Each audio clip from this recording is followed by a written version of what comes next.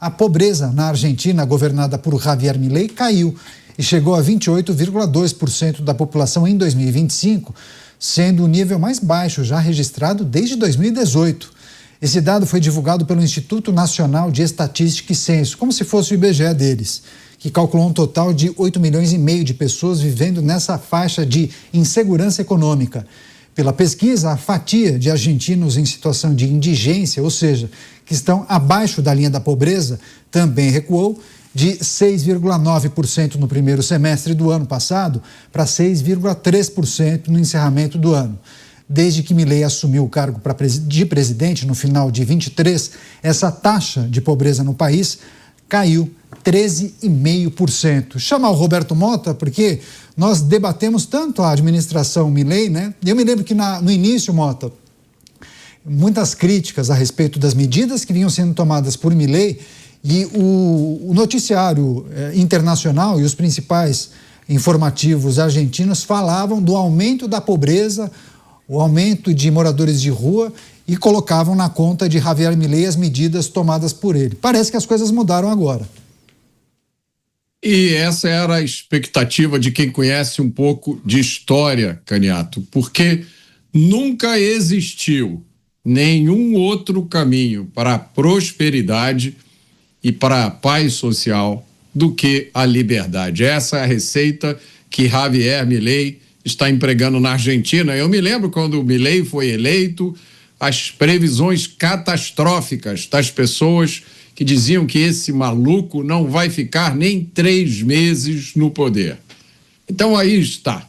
O governo de Javier Milei está sendo uma bênção para a América Latina.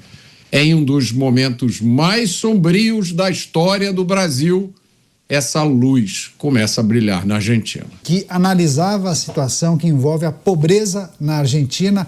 Houve uma redução de 13,5% e há várias reflexões a respeito da administração de Milei. E o Bruno Musa tem uma relação muito próxima com a administração Milei, com a escola Milei, e ele tratava disso na abertura do seu comentário. Vou pedir para você retomar o seu raciocínio para privilegiar as pessoas que chegaram agora na programação, Bruno.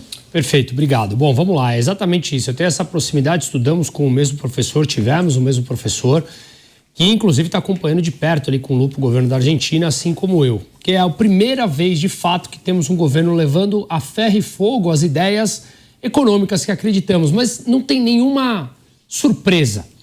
Milei, ele foi a público durante a campanha e falou exatamente o que iria acontecer. Vai piorar muito antes de melhorar. Nos primeiros 6 meses, de fato, piorou. E piorou bem, mas era algo que ele previu.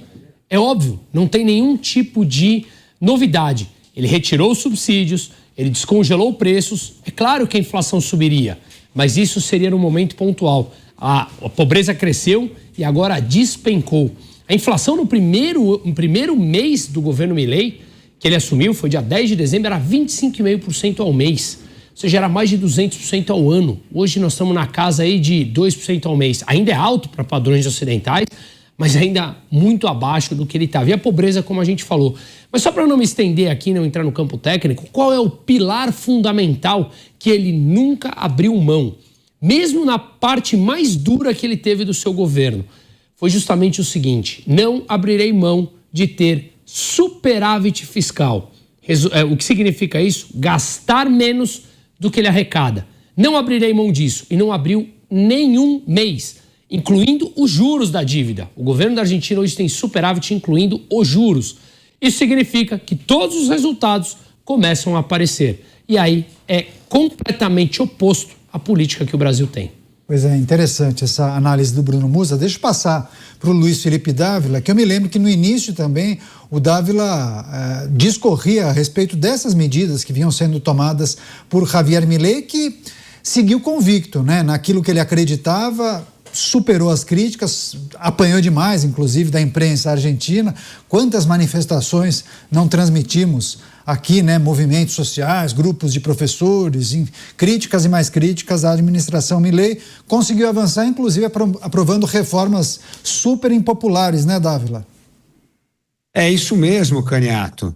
Milei seguiu a receita da abertura econômica, da disciplina fiscal, do combate à inflação, da diminuição do poder do Estado em cima das costas daqueles argentinos que produzem e investem. E o que aconteceu? A pobreza despencou. É inacreditável como a esquerda não aprende o óbvio. Quer gerar riqueza? Quer tirar as pessoas da pobreza? Abra a economia, tire o Estado das costas de quem trabalha, faça com que o setor privado possa competir, tenha responsabilidade fiscal nas contas públicas. É só isso, poucas coisas. E a Argentina tirou, quando Milei assumiu a presidência da República, 53% era o número de pessoas na pobreza. Caiu para 28%. Portanto, a melhor política social é tirar o Estado das costas de quem trabalha, produz e investe. Deixar as pessoas trabalharem em paz, competir, crescer. Sem crescimento econômico, a pobreza só aumenta. Portanto, se você quiser comer picanha e cerveja, vá para a Argentina.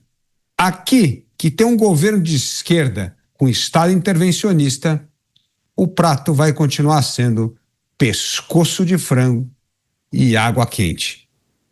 Pois é, só que na Argentina seria tapa de quadril, né? Eles usam uma outra nomenclatura para picanha. Deixa eu passar para o Cristiano Beraldo. Beraldo, dá para a gente conectar essa notícia com a nossa realidade? Alguém ao longo da história, ou pelo menos na história recente, tentou implementar essa agenda? Porque os políticos brasileiros até defendem esse tipo de agenda na campanha, mas não vamos ver, quando está na cadeira, sente dificuldade em avançar com uma agenda parecida com a de Javier Milei. Neto, não dá para a gente conectar, porque o Brasil, mesmo que tenha passado por momentos em que o governo, por exemplo, o governo Fernando Henrique, né?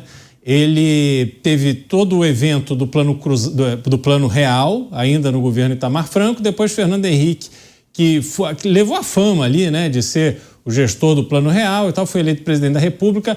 Ele passou reformas importantes, como, por exemplo, a lei de responsabilidade fiscal, que, em última análise, colocava na cadeia gestores públicos que não cuidassem dos seus orçamentos.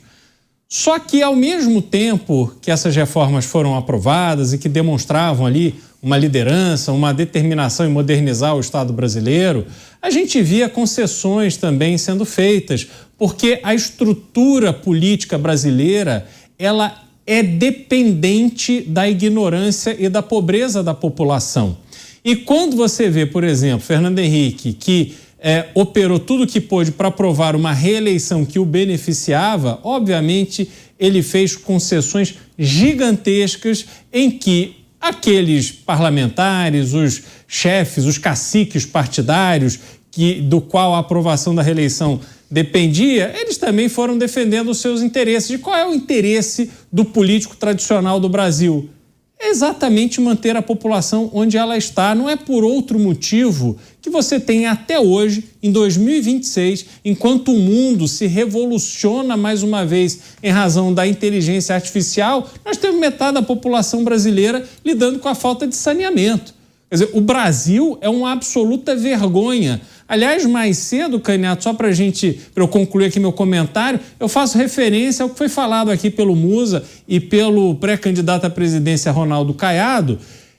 O Brasil, não é que ele perdeu de pouco, ele perdeu de muito. Além dos outros países terem melhorado, nós pioramos demais em comparação ao mundo. O Brasil se separou do resto do mundo por um abismo. Nós estamos abraçados com os mais atrasados do mundo, assistindo de longe o resto, o mundo desenvolvido, avançado, aquelas pessoas com determinação, como por exemplo é o caso do Vietnã, que hoje nos humilha. Isso não faz absolutamente nenhum sentido que não pela incompetência, a má fé e o pacto com o atraso que existe na política brasileira.